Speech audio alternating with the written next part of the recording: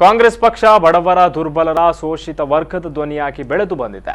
ಶಿಕ್ಷಣದಿಂದ ಹಿಡಿದು ಗ್ರಾಮದ ಸಾಮಾಜಿಕ ಬದ್ಧತೆಯ ಯೋಜನೆಗಳನ್ನು ರೂಪಿಸಿ ಋಣಮುಕ್ತ ಸಮಾಜವನ್ನ ಸರ್ಕಾರ ರೂಪಿಸುವಲ್ಲಿ ಯಶಸ್ವಿಯಾಗಿದೆ ಎಂದು ಜಿಲ್ಲಾ ಉಸ್ತುವಾರಿ ಸಚಿವ ಬಿ ರಮನಾಥ್ ರೈ ಅವರು ಹೇಳಿದ್ದಾರೆ. ಅವರು ಮುಲ್ಕಿಯ ಹಳೆಯಂಗಡಿ ಶ್ರೀ ರಾಮಾನುಗ್ರಹ ಸಭಾಭವನದಲ್ಲಿ ನಡೆದ ಮುಲ್ಕಿ ಕಾಂಗ್ರೆಸ್ ಕಾರ್ಯಕರ್ತರ ಸಮಾವೇಶ ಉದ್ಘಾಟಿಸಿ ಮಾತನಾಡಿದರು.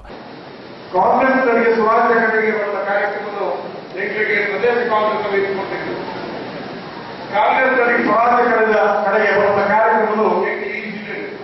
ಒಂದು ಶಿಸ್ತರಿಂದ ಕಾರ್ಯಕ್ರಮಗಳು ಬರ್ತಿದ್ದಾರೆ. ಪ್ರತಿ ವಿಧಾನಸಭಾ ಕ್ಷೇತ್ರಗಳು ಒಂದು ಇಡೀ ವರ್ಕ್ಶಾಪ್ ಅಂತ ಇಡೀ ಫುಲ್ ಡೇ ವರ್ಕ್ಶಾಪ್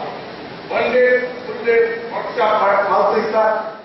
ಈ ಸಂದರ್ಭ ಮೈಸೂರು ವಿಭಾಗದ ಉಸ್ತುವಾರಿ ಪಿಸಿ ವಿಷ್ಣುನಾಥನ್, ಶಾಸಕ ಅಭಯಚಂದ್ರ ಜೈನ್, ಕರ್ನಾಟಕ ಪ್ರದೇಶ ಕಾಂಗ್ರೆಸ್ ಸಮಿತಿಯ ಕಾರ್ಯದರ್ಶಿಗಳಾದ ಐವನ್ ನೆಗ್ಲೆ, ಯುಬಿ ವೆಂಕಟೇಶ್, ನವೀನ್ ಡಿಸೋಜಾ, ವಿಧಾನ ಪರಿಷತ್ ಮುಖ್ಯ ಸಚೇತಕ ಐವನ್ ಡಿಸೋಜಾ ಮತ್ತಿತರರು ಉಪಸ್ಥಿತರಿದ್ದರು.